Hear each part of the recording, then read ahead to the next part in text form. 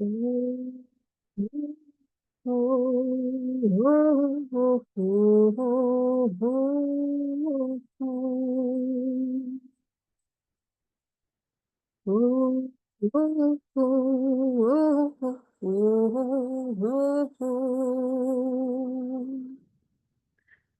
beautiful beings, and welcome to the Blissfully-lit podcast. I am your host, Sammy, and it is a pleasure, as always, to be present with you.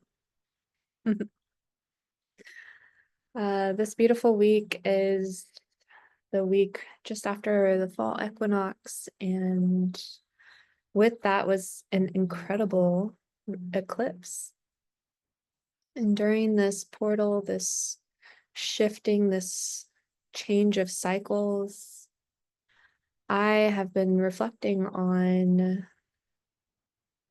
what areas of my life are no longer serving me and what areas of my life are feeding me. And during this time, especially the equinox and the eclipse, it's a really, really great time to set those intentions of releasing and serving your highest purpose, your highest good.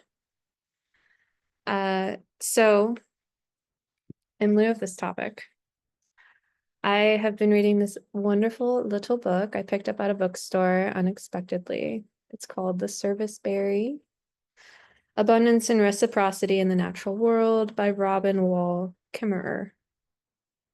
She also is the author of Braiding Sweetgrass, which I haven't read yet, but I've heard it's a really, really great read. So how does this all connect, right? One thing that is mentioned in this book is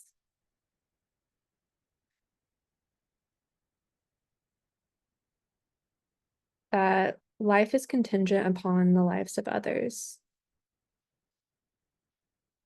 And there's a certain reciprocity in the world. There's a certain movement of give and take. And this thought and the stories that she is telling about this berry, the service berry, which really, this berry is created by this tree, and it does not have a say in how it's utilized and its purpose, but it goes and it feeds so many different beings and serves many different purposes, including, simple things like feeding and nourishment, all the way to, creativity and building intricate little creations. And in this life, as a human being, we have the choice. We are not the service berry. We have a choice as to where our purpose is yielded. And I don't know if I say that appropriately, but we have the choice where to give our power. So, in saying this, I want you to sit for a moment and reflect, where is an area of your life that you're giving a lot of power away to the area, but not getting a lot in return. Now, we all go through cycles of life where we do, have certain situations where we have to give more and receive less, and we receive more later on in life. But there are certain areas that we can reflect on and we can make change to. Especially if, let's say, you reflect on a situation and you're giving a good 70% and getting maybe like 20% back. It's time to reconsider that situation. So just reflect, think about different situations, different areas of your life, and really consider how much you're putting into that. And think about other areas of your life that you really want to feed and you want to see grow and you want to be successful, prosperous, feel great. How much are you giving to those areas? And how much are you getting from those areas? When I do this for myself, which I did over the weekend because I was doing reflection in the Equinox and the amazing astrological changes. And I found that I realistically don't have to give that much to receive a huge abundance of fulfillment.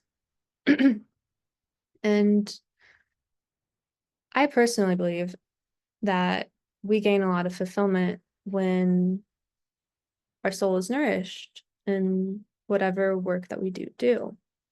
For instance, this podcast, it started from a short conversation with a friend and it grew without any effort. And it still continues to be very easy to do and very fulfilling for me. I love doing it. I love the results. I love all of the amazing beings that I connect with. And I also love the consistency and the way it allows me to be creative in my own unique fashion. And this comes in other areas of my life too. I teach yoga. I'm a yoga instructor. And I recently stumbled upon an amazing opportunity to teach again. And I had taken maybe 2 months off from teaching. I started teaching again, and wow, my heart is full. Wow, I feel so joyous and so happy and so fulfilled when I leave a class. And it's just an hour-long class. And what's incredible is for that hour-long class, I'm getting paid a really reasonable amount. And I'm not putting a lot of effort in because I enjoy doing it. And this comes up in other areas of life too. I provide pranic healing and coaching for clients. I love healing. I love coaching others. I love bringing people into their fulfillment. I love helping people find their authenticity and what drives them and find the areas of their life that are pulling them back so that they can shine and they can glow and be who they want to be. That feeds my soul. It's fairly effortless for me. Yes, it does take some knowledge and some technical skills, which I have gained and I continue to apply and learn more. I'm currently in another training program for yoga, neurogenic yoga, and it starts this weekend. I'm thrilled about it. I'm also in a certification program. Uh, I'm already an associate pranic healer, but I'm becoming a certified pranic healer.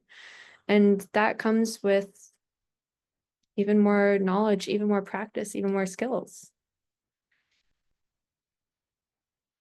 And it's effortless for me. This is something I also found in college.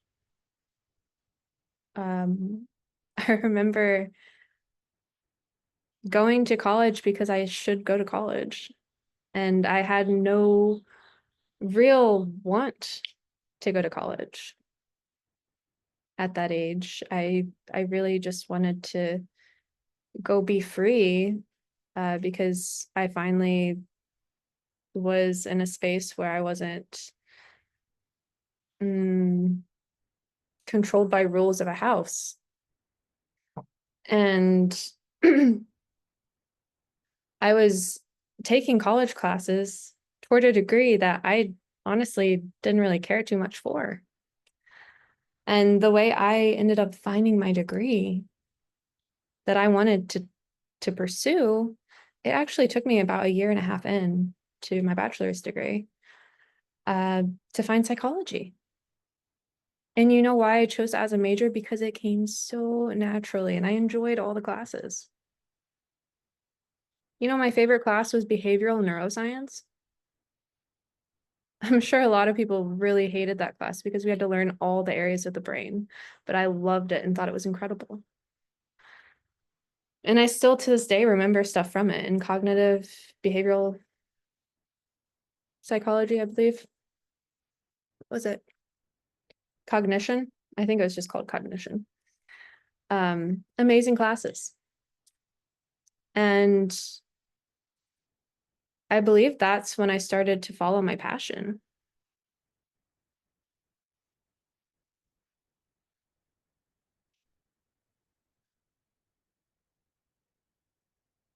So I encourage you to take some time today, reflect what's feeding your soul, what's not feeding your soul, and how can you find more passion in your life? What feeds you? And how can you mold it to fit your life? Because we all don't have to be in these little boxes. We don't have to be in these cookie cutter shapes. We can mold the dough and we can bake it. So, what would you like to create? What would you like to enjoy?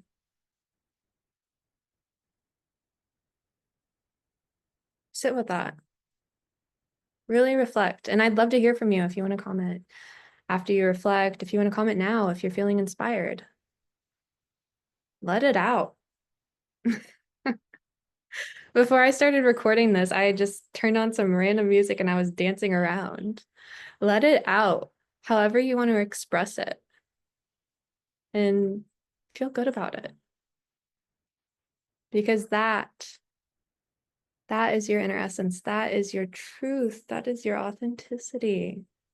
If you live from that space, gosh, so many miracles can happen in your life and you'll start to recognize them even more and more every day.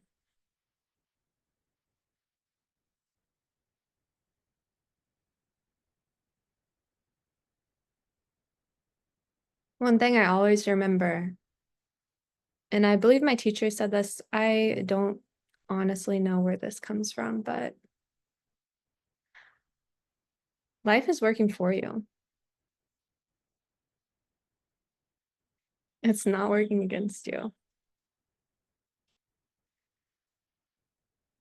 But it's up to you to acknowledge the internal noise, the internal spaces where you're not acknowledging what's not authentic to you.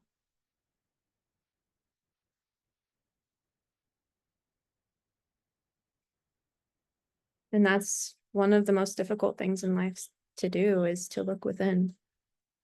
Because it's not all rainbows and butterflies.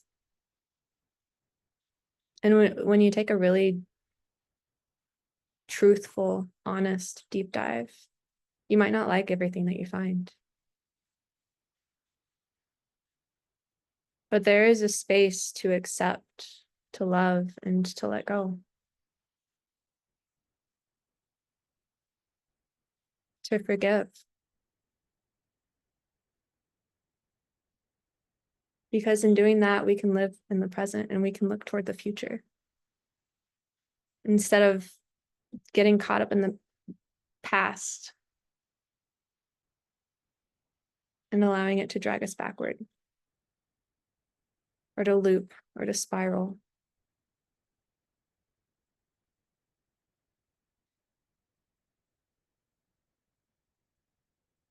So I'll leave you with that.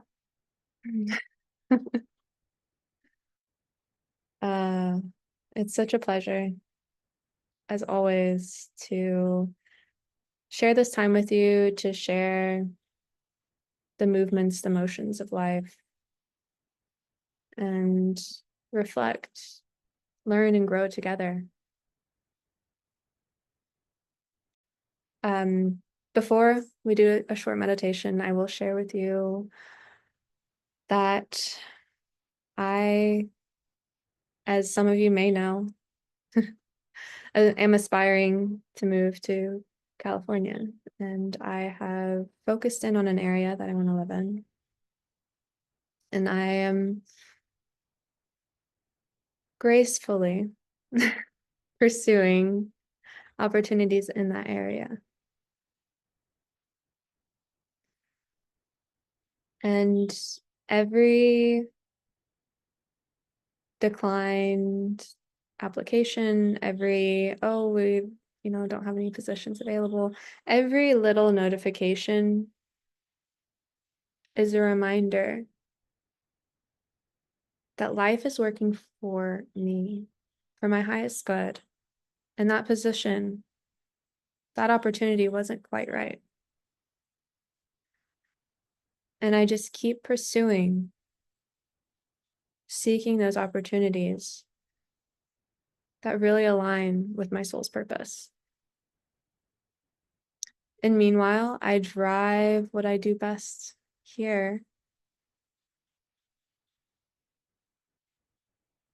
And before you know it, I mean, really, before you know it, I'm there. So I would like for you beautiful beings to sit in a comfortable seated position. If you are driving or operating machinery, please do not do this meditation. You can pause and return when you're in a safe situation.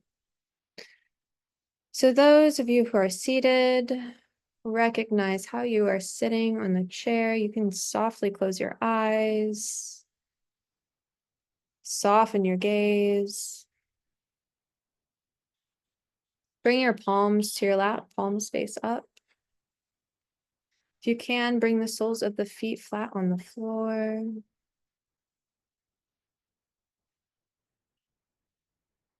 Bring your awareness, your conscious attention to the base of your spine. Imagining your pelvis as a bowl, find the evenness of this bowl of water, holding it some clear, fresh water.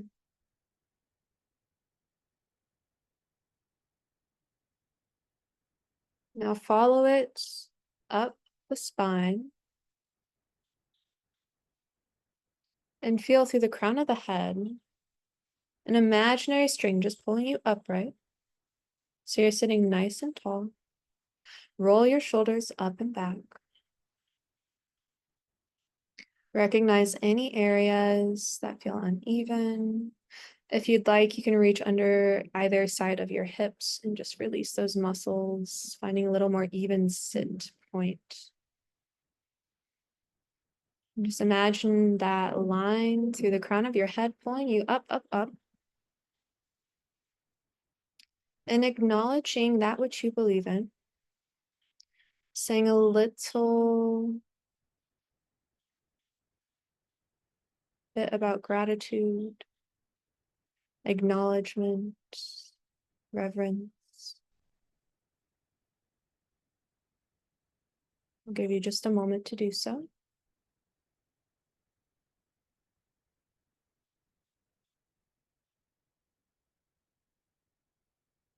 And just thank them for their priceless blessings.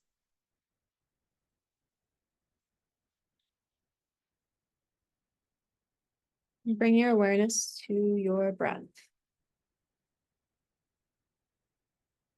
If you're breathing into the chest, bring your breath into the belly.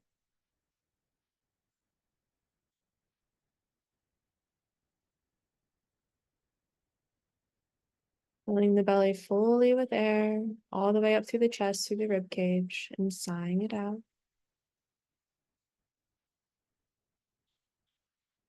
Oh. Let it all go. Oh. Anything that is lingering with this last breath, release. Focus on your fingers and your toes, base of your spine. Exhale. Awareness back to the crown of the head, imaginary line pulling you up, up, up. Allow the breath to regulate. Just a normal rhythmic breath. Not controlling it, just bringing your awareness to it. Finding the softness between each breath. Recognizing your body slowing down. Heart rate slowing down.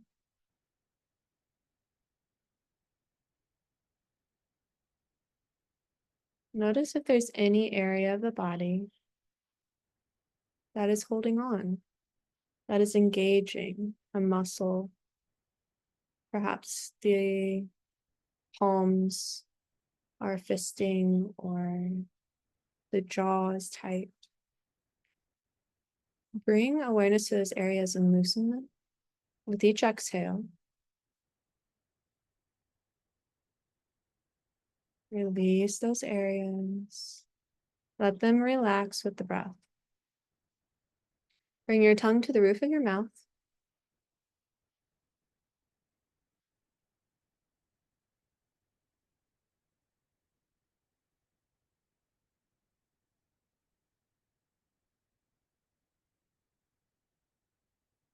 And focus on the outline of your body.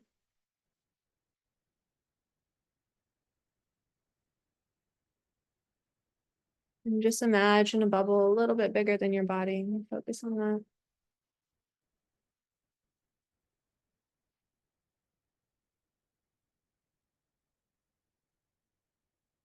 Just notice any sensations that arise.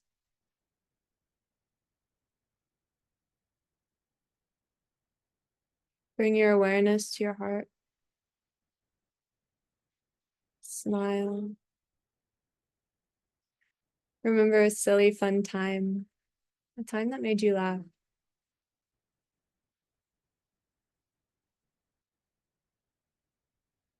Bring your awareness to the crown of your head.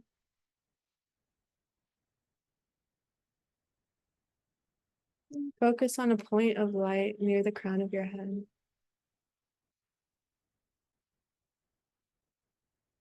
It doesn't have to be clear. Just know that it's there.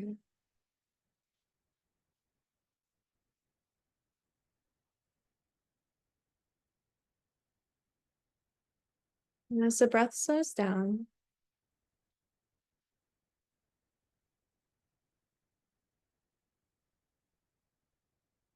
focus on that light.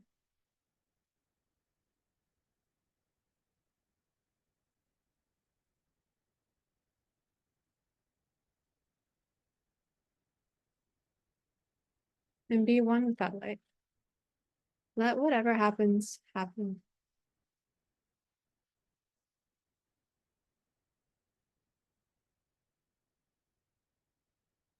There may be a blissful, relaxed feeling,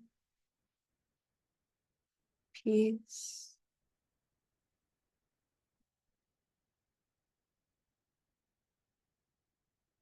Just allow.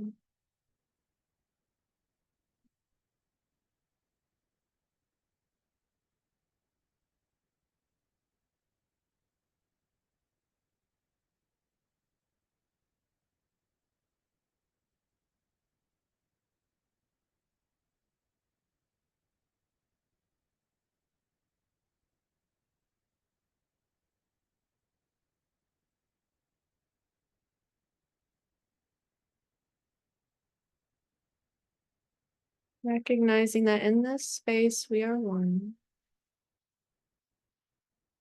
As we wiggle our fingers, wiggle our toes, and return our awareness to our bodies, to the surface of our skin, to that area outlining the body. Taking a deep sigh.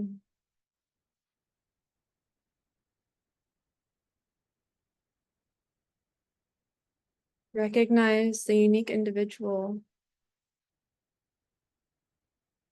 within this body.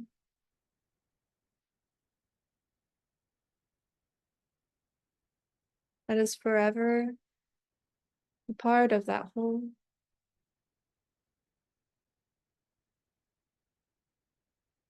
But also unique in so many incredible ways.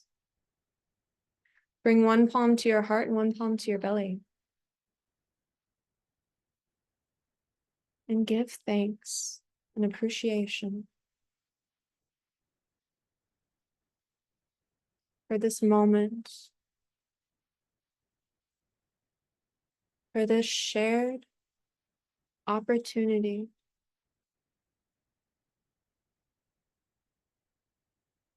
for this connection. The light in me recognizes and honors the light in each one of you.